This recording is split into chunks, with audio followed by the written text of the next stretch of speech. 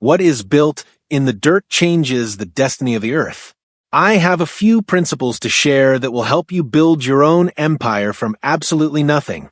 And while these blueprints were discovered observing the smallest creatures in the soil, I can assure you that it matters not whether you have $1 million in the bank or not a single cent to your name. It matters not your education, your background, or the size of your current obstacles.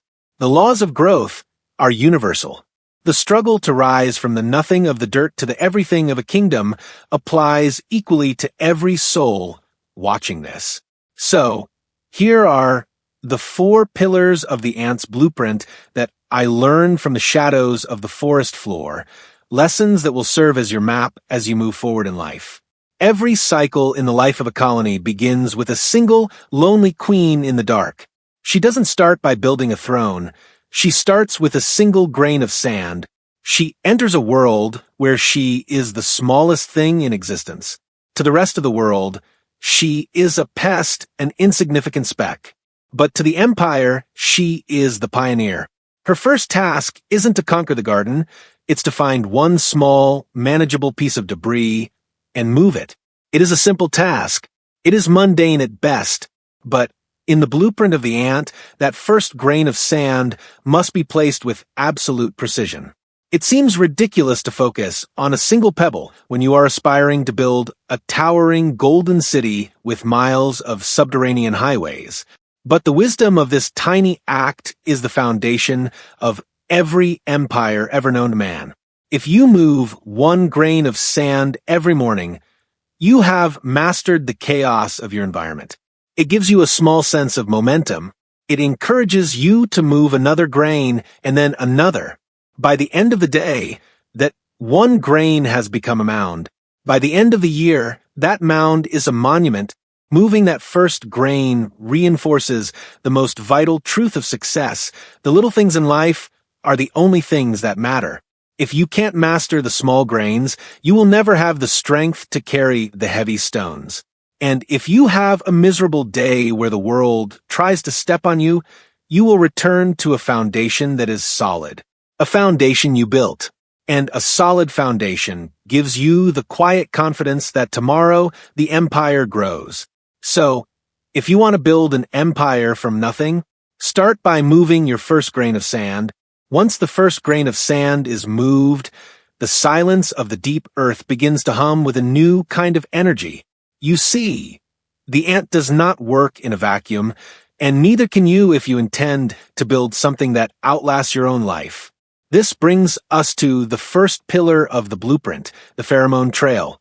In the military, we call it the chain of command or situational awareness, but in the empire of the ant, it is the nervous system of the entire collective. When a lone scout finds a source of sustenance in the vast, unforgiving wilderness, she does not keep that victory to herself. She does not hoard the resource or wait for permission to lead. Instead, she turns back toward home, pressing her body to the earth and leaving behind a chemical signature, a trail of invisible data that says, "I have found the way." This is the essence of communication. It is the realization that your personal success is meaningless unless it can be replicated by the person standing next to you.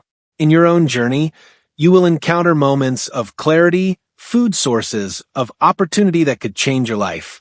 But the flaw that breaks most men is the desire to be the sole hero of the story.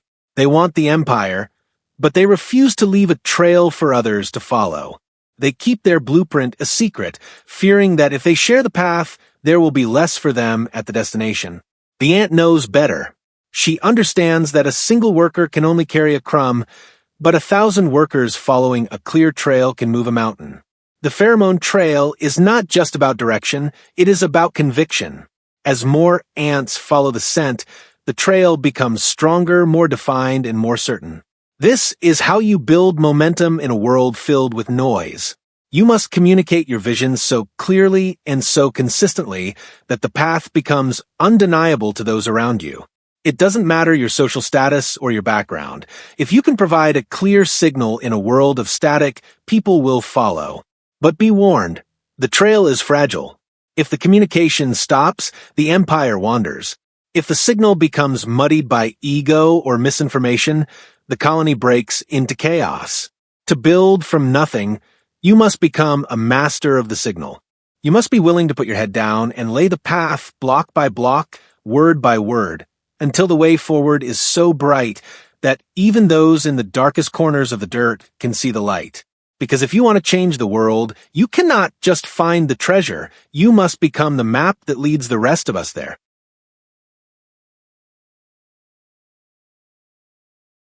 Once the trail is laid and the signal is clear, you will eventually reach a chasm that no single individual can leap across.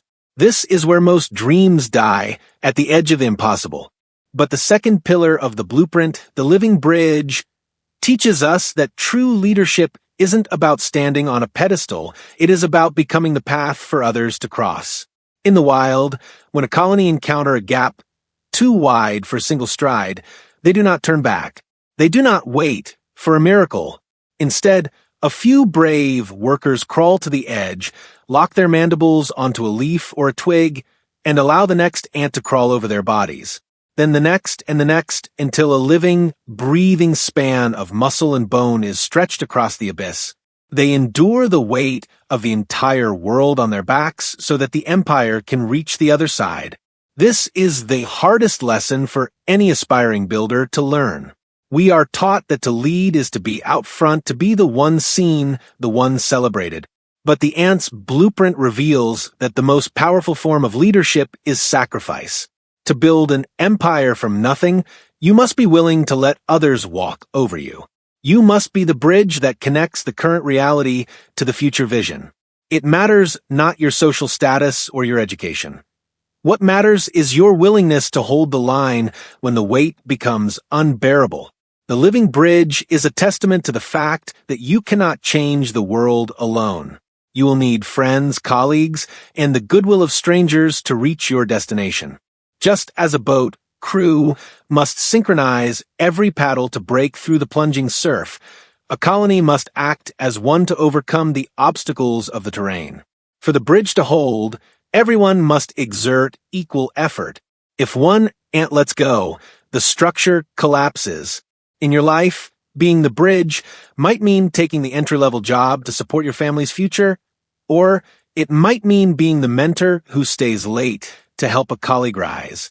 It is the mundane task that feels ridiculous at the time, but the wisdom of this act is proven when the first members of the colony reach the food source on the other side. If you want to change the world, you must find someone to help you paddle, and then you must be willing to be the bridge they walk upon. Because an empire isn't built by those who look down on others, it is built by those who lift others up until they can see the horizon. Even when the bridge is built and the path is clear, life will eventually conspire to wash it all away. This brings us to the third pillar of the blueprint, the siege of the rain. In your journey to build an empire, you will encounter storms, sudden, violent events that test your mettle to the very core. For the ant, a summer downpour isn't just a weather event, it is a biblical flood capable of erasing months of labor in seconds. When the water begins to rise and the mud threatens to engulf the colony, the individual ant does not flee in a panic. Instead, they enact a survival strategy that seems counterintuitive. They move toward each other. They lock their limbs, hooking their feet to their neighbors' legs in a tight, interlocking mesh. They form a living raft, a buoyant island of collective will that can float on the very surface of the water that was meant to drown them. They realize that while a single ant is swept away by a raindrop, a colony that holds on to one another can survive the deluge. In your own life, you will face circuses, moments of fatigue, failure, and discouragement that feel like bone-chilling cold. You will feel like you are up to your neck in mud, with the wind howling and the pressure to quit becoming incessant. It is in these darkest moments, under the keel of the ship, where you cannot see your hand in front of your face, that you must be your very best. You must be calm, composed, and bring all your inner strength to bear. Resilience is not a solo sport. Just as one voice, singing in the mud, can give 100 men the hope to endure another 8 hours of cold, your ability to lift up the downtrodden around you determines the survival of your empire. If you want to change the world, you must start singing when you are up to your neck in mud. You must stand your ground, not back down from the sharks, and refuse to ever ring the bell of surrender.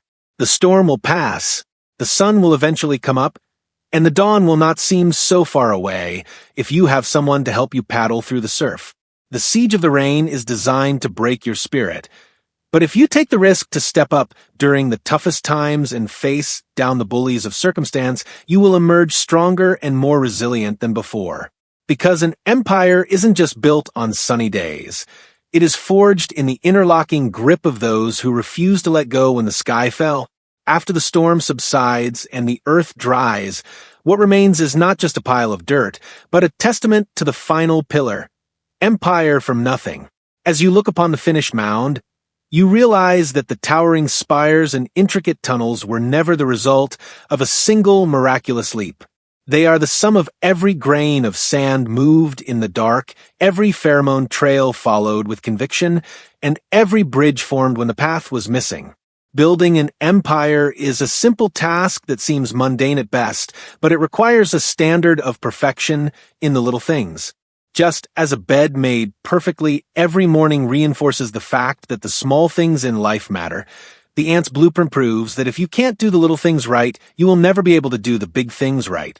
The final transformation occurs when you stop looking for the grand event and start respecting the power of the task completed. You may have started this journey feeling trapped, stressed, or insignificant, much like the lone queen in the mud. You may have faced circuses of failure and sugar cookie days where your best efforts went unappreciated. But if you refuse to ring the bell, if you chose to keep moving forward despite the cold and the sharks, you have earned the right to stand atop the peak. This empire was built from nothing, but it was sustained by the size of your heart. It was built by choosing to take risks, by sliding down the obstacles headfirst, and by lifting up the downtrodden along the way. What started as a single grain of sand has indeed changed your world. The next generation will now live in a structure far better than the one you inherited, all because you understood that the smallest creature can build the greatest empire, provided they never, ever give up. Building an empire from nothing is not a feat of luck or sudden brilliance. It is the inevitable result of a disciplined, collective, and resilient blueprint. Just as Admiral McCraven's lessons from SEAL training provide a map for changing the world, the life cycle of the ant reveals that the smallest actions, when compounded, create insurmountable strength. The high-impact summary of the ant's blueprint is as follows. The power of the small start. Every empire begins with a single mundane task, moving a grain of sand. Mastery over the small things is the only foundation upon which you can build the big things. Decentralized intelligence. Success requires a pheromone trail, the ability to communicate a clear vision and leave a path for others to follow. You cannot change the world alone. You must become a signal in the noise. Sacrificial leadership. To cross the impossible, you must be willing to be the living bridge. True leadership is not about being seen. It is about holding the line so that the collective can move forward. Resilience through connection. When the siege of the rain comes, the strength to survive is found in holding on to those around you.